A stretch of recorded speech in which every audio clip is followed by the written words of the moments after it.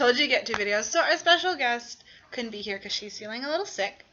But for our 19th century literature class, we just finished Frankenstein by Mary Shelley. I love Frankenstein. I don't like Frankenstein. I like the character of Frankenstein. He's a pretty cool dude. So Megan likes a scientist. Yep. Victor. I don't like anyone. But if I had to say I liked someone, I think I have slightly less hatred for the creature. I don't like the creature. I don't like either, if I'm being completely honest. But the creature got dealt a really bad hand. People are more than their circumstances. Yes. But I can see where his point was, where I'm like... Victor just made a boo-boo. Victor made a big boo-boo. But it's still just a boo-boo. But yeah. This was by Mary Shelley, who was married to Percy Shelley. Mm-hmm. Who's a poet. Who's a poet. So, in case you can't tell, Victor Frankenstein is a scientist who decides he's going to create life. Common myth number 1. Frankenstein is not the monster. Correct. Frankenstein, the creature is never named. The monster is not named. Frankenstein is the last name of the scientist. So, just clear that up for everyone. Everyone knows. But yeah, so Victor Frankenstein decides, I'm gonna create life out of dead body parts. Woot. And then reacted horribly when it succeeded. Okay, so I think it's one of those situations where he's just like, what? Where he's just like, okay, this is a really good idea. This is a really good idea. And then he did it and he's like, oh God, bad call. There's a quote from Jurassic Park that fits Frankenstein so well. He was so caught up on whether or not he could, he didn't think of whether or not he should. Basically. That's basically what goes down in Frankenstein. But I mean, there's like real life examples too. Like an example I talked about in class was the creator of the Nobel Peace Prize. He created it because he like invented dynamite, and he was like, bad call, guys. I shouldn't have done this. And he felt guilty. And sometimes things that are invented for like a helpful purpose are still used for bad things. Like black powder was originally used in fireworks, and then people are like, we can blow things up with it. To make things go boom. The Wright brothers invented planes so that people could travel easier, and now there are we still use it for that purpose. We still use it for that purpose, but there are also fighter jets, and I'm pretty sure the Wright brothers did not think, hey, look, fighter jets, that's a good idea. And I feel like a lot of scientists on the Manhattan Project would be like, this was probably not our smartest choice, guys. So, there are real-life examples to this. I still don't... We watched a bit in the movie today in class, and we watched the bit where the creature comes to life. And he expected it to be able... Like, the movie didn't show Frankenstein's bad reaction that we get in the book. Because, like, in the book, it's an immediate thing. Like, its eyes opened, and I'm like, oh, crap! I have erred! I have made a grave error!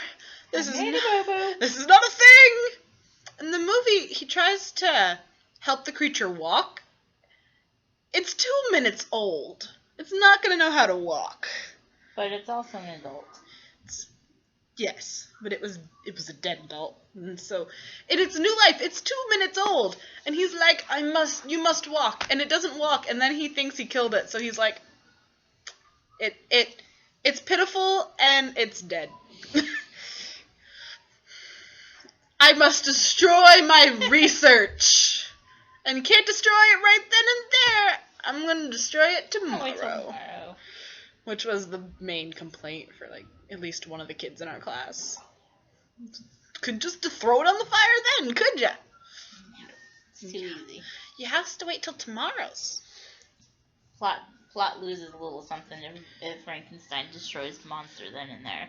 Yeah, plot also. Well, he wasn't talking about the monster. He's talking about the notes. Well, yeah. But the plot also loses a little something if the notes are destroyed right then and there, because that's how the creature knows about his existence. Is he stole Frankenstein's coat that had the notes in it?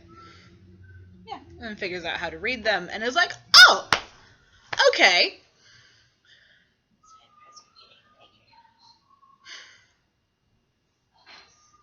Make a girl version of me.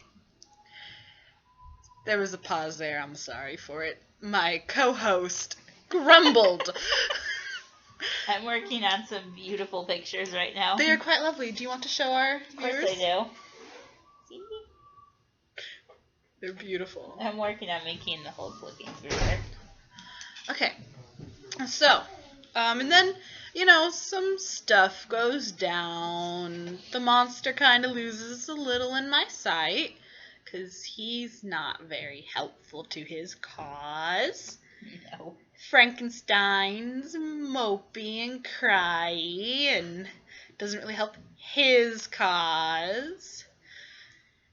Well, in his Frankenstein defense, is like full of regret at this point, and it's also like the monster is just killing all of his family members and friends. Yeah, well, no. I mean, that would bum me out if something was going around killing One my brother family lived. and friends. One brother lived. This is true, but I bet that brother's not talking to him.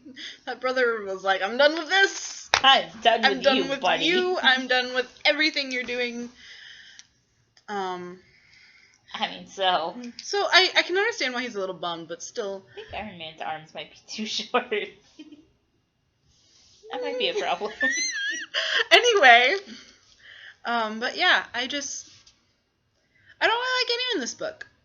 The only reason I don't fully hate Frankenstein is last year, with a few theater people, I went to go see a play for Frankenstein, but the play focused on the monster, and so all the chapter or so in here that we get the monster story is what the play was about, and I liked that one.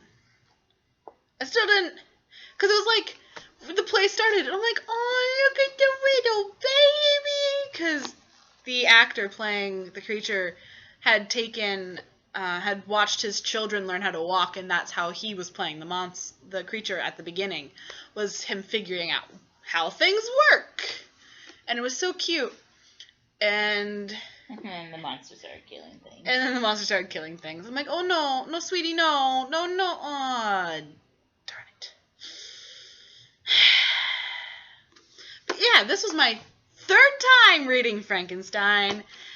And all 3 times I come out with the same feeling. I don't like this book. I like Frankenstein. I think that's what I'm going to write my paper on. I'm going to write my paper on Pride and Prejudice. Because I like Pride and Prejudice. But yeah. Anything else you want to say about this, Megan? I think that's good. Okay. So that's Frankenstein. It is a good book. I recommend it. I like Frankenstein. I do think most people to everyone should read it at least once in their life. But honestly, I would have been good only reading it once in my life. I have now read it 3 times. But yeah, it's one of those books that everyone should read and then walk out with their own opinion of what this book is about. I like Frankenstein. But that's Frankenstein by Mary Shelley. And that's all we're going to have for this video.